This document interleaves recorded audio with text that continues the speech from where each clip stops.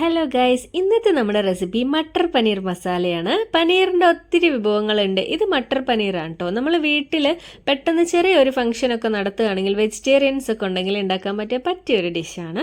അപ്പോൾ നമുക്ക് റെസിപ്പിയിലേക്ക് കിടക്കാം. ആദ്യം ഒരു പാന് വെച്ചിട്ട് അതിൽ 2 ടേബിൾ സ്പൂൺ നമ്മുടെ റിഫൈൻഡ് ഓയിൽ, ഞാനിവിടെ സൺഫ്ലവർ ഓയിലാണ് എടുക്കുന്നത്. അതിലേക്ക് ഒരു 1/2 ടീസ്പൂൺ ജീരകം ഇട്ട് കൊടുക്കുക. ശേഷം ഒരു 3 അല്ലി വെളുത്തുള്ളി, അതേ സൈസിലുള്ള ഒരു 3 കഷ്ണം ഇഞ്ചിയും കൂടി ഇട്ട് കൊടുക്കുക. ശേഷം നമുക്ക് 2 പച്ചമുളക് ചോപ്പ് ചെയ്തിട്ട് കൊടുക്കുക. പിന്നെ ഒരു വലിയ സവാള കേട്ടോ, വലിയ സവാള നീളത്തിൽ മുറിച്ചിട്ട് കൊടുക്കുക. നമ്മൾ റഫായിട്ട് മുറിച്ചാലും കുഴപ്പമില്ല, എന്താ വെച്ചാൽ ഇതെല്ലാം പേസ്റ്റ് ആക്കി എടുക്കാനുള്ളതാണ്.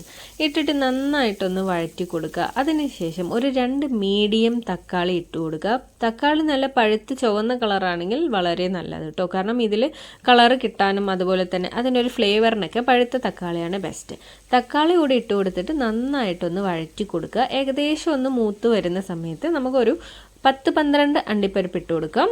ഇത് നമുക്ക് ആ ഒരു ഗ്രേവീൻ്റെ ഒരു ക്രീമി ടെക്സ്ചർ കൂടി കിട്ടാനും ടേസ്റ്റിനൊക്കെ കൂടിയാണ് ഇതിട്ട് കൊടുക്കുന്നത് കേട്ടോ. അപ്പോൾ ഒരു 12 എണ്ണമാണ് ഞാൻ ഇട്ട് കൊടുക്കുന്നത്. 200 ഗ്രാം പനീറാണ് ഇവിടെ എടുക്കുന്നത്. അപ്പോൾ അതിൻ്റെ ഒരു അളവിലാണ് ഇൻഗ്രീഡിയൻസ് എടുക്കുന്നതെല്ലാം.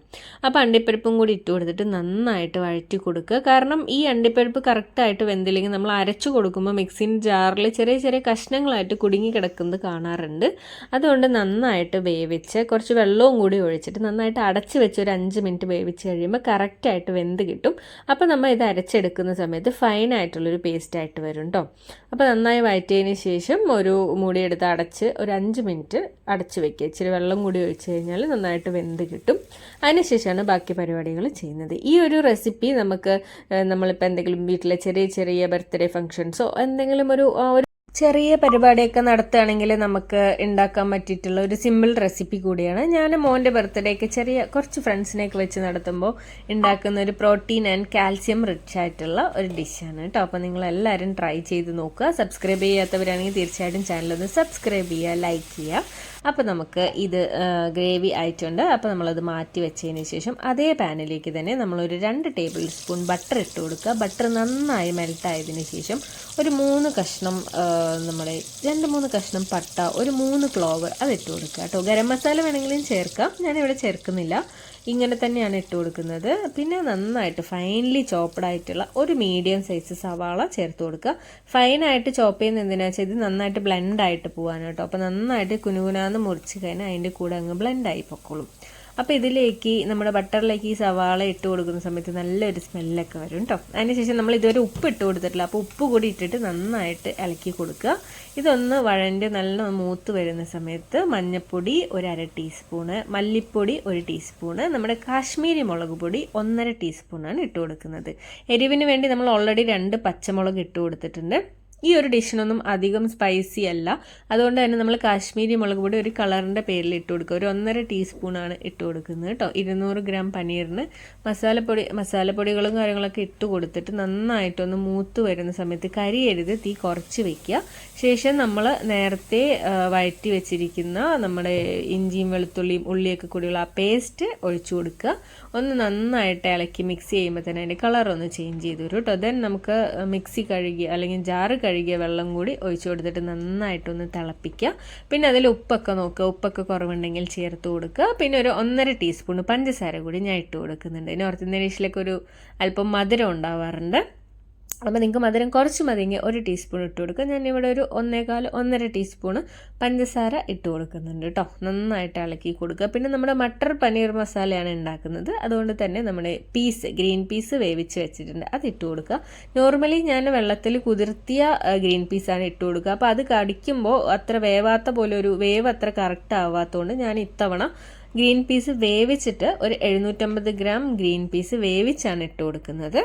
അതൊന്ന് നന്നായിട്ട് ഇളക്കി ഒന്ന് സെറ്റായി വരുന്ന സമയത്ത് നമുക്ക് പനീർ 200 ഗ്രാം ക്യൂബ് പനീർ ആണ് ഞാൻ ചേർത്ത് കൊടുക്കുന്നത് കേട്ടോ. അപ്പോൾ പനീർ നമ്മൾ ഫ്രോസൺ ഒക്കെ വാങ്ങുകയാണ് അല്ലെങ്കിൽ നോർമൽ പനീർ ആണെങ്കിലും ചിലപ്പോൾ ഡ്രൈ ആയിട്ടിരിക്കുക അല്ലെങ്കിൽ ച്യൂയി ആയിട്ടിരിക്കുകയൊക്കെ ആണെങ്കിൽ നമ്മൾ ഒരു 10 മിനിറ്റ് മുന്നേ ഇതിൻ്റെ പാക്കറ്റ് ചൂടുവെള്ളത്തിൽ ഇട്ട് കൊടുത്തിട്ട് ആക്കുകയാണെങ്കിൽ നല്ല മോയ്സ്ചർ, നല്ല സോഫ്റ്റ് ആയിരിക്കും പനീർ. പിന്നെ പനീർ ഇട്ട് കഴിഞ്ഞിട്ട് ഒരുപാട് നേരം അങ്ങോട്ട് വേവിച്ചെടുക്കരുത്, ഒരു 1-1.5 മിനിറ്റ് വേവിച്ചാൽ മതി കേട്ടോ, അല്ലെങ്കിൽ നല്ല റബ്ബർ പോലുള്ള ഒരു പരുവത്തിലാവാൻ സാധ്യതയുണ്ട്. അപ്പോൾ ക്യൂബ് പനീർ 200 ഗ്രാമാണ്, അത് ചേർത്ത് കൊടുത്തിട്ടുണ്ട്. അപ്പോൾ നമ്മുടെ ഗ്രീൻ പീസൊക്കെ ഓൾറെഡി വെന്തത് കൊണ്ട് കുഴപ്പമില്ല. അല്ല നിങ്ങൾ വെള്ളത്തിൽ കുതിർത്ത ഗ്രീൻ പീസ് ആണെന്ന് വെച്ചാൽ ഇതിന് കുറച്ച് തൊട്ട് മുന്നേ ഇട്ട് കൊടുത്ത് നന്നായി വെന്തതിന് ശേഷം മാത്രം പനീർ ചേർത്ത് കൊടുക്കുക. ഇത് ഓൾറെഡി വെന്ത ഗ്രീൻ പീസ് ആയതുകൊണ്ട് നമ്മൾ അത് ഇട്ട് കൊടുത്തിട്ട് ഒരു 2-3 മിനിറ്റ് കഴിഞ്ഞതിന് ശേഷം തന്നെ പനീർ ചേർത്ത് കൊടുത്തിട്ടുണ്ട്. ഇനി നമുക്കിതിൽ ചേർക്കാനുള്ളത് കസ്തൂരി മേത്തിയാണ്. കസ്തൂരി മേത്തി നോർത്ത് ഇന്ത്യൻ ഡിഷിൽ ഒരു ഇമ്പോർട്ടൻറ്റ് സാധനമാണ്. ഇത് ഇല്ലെങ്കിലും കുഴപ്പമില്ല കേട്ടോ. ഇല്ലാത്ത സമയത്ത് ഞാൻ ഇല്ലാതെ ഇത് അപ്ലൈ ചെയ്യാതെ ഇടാതെ ഉണ്ടാക്കാറുണ്ട്. അപ്പോഴും നമുക്ക് വലിയ പ്രശ്നങ്ങളൊന്നും ഉണ്ടാവാറില്ല. അപ്പം നിങ്ങൾ ആ ഒരു കസ്തൂരി മേത്തി ഒന്ന് ചെറുതായിട്ടൊന്ന് ചൂടാക്കിയിട്ട് പൊടിച്ച് ചേർത്ത് കൊടുക്കുക. ഞാനിവിടെ ഫ്രഷ് സാധനം ആയതുകൊണ്ട് തന്നെ അങ്ങനെ കൈ കൊണ്ട് തന്നെ നന്നായിട്ടൊന്ന് ക്രഷ് ചെയ്ത് ചേർത്ത് കൊടുത്തിട്ടുണ്ട്.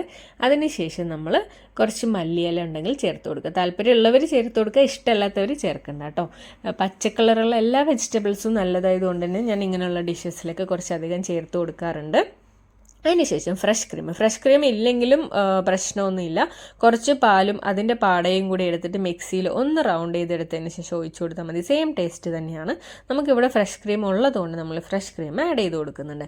ഫ്രഷ് ക്രീം ഒന്ന് ആഡ് ചെയ്ത് കൊടുത്തിട്ട് അങ്ങനെ തന്നെ അടച്ച് വെക്കുക കേട്ടോ. എന്നിട്ട് നമ്മൾ സെർവിങ്ങിൻ്റെ സമയമാകുമ്പോൾ എടുത്തിട്ട് സെർവിങ് ബൗളിലേക്ക് എടുത്തിട്ട് പിന്നെ നമുക്കൊന്നും കൂടി നമ്മുടെ ഫ്രഷ് ക്രീം മേലെ കൂടെ ഒഴിച്ചു കൊടുത്താൽ മതിയാവും.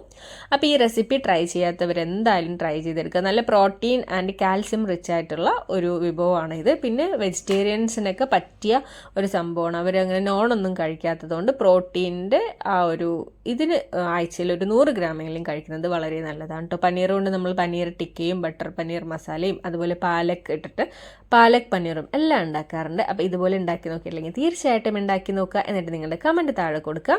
ഇഷ്ടപ്പെടുകയാണെങ്കിൽ ലൈക്ക് ചെയ്യുക, സബ്സ്ക്രൈബ് ചെയ്യുക, സപ്പോർട്ട് ചെയ്യുക. അടുത്ത വീഡിയോയിൽ കാണാം. Tata bye bye.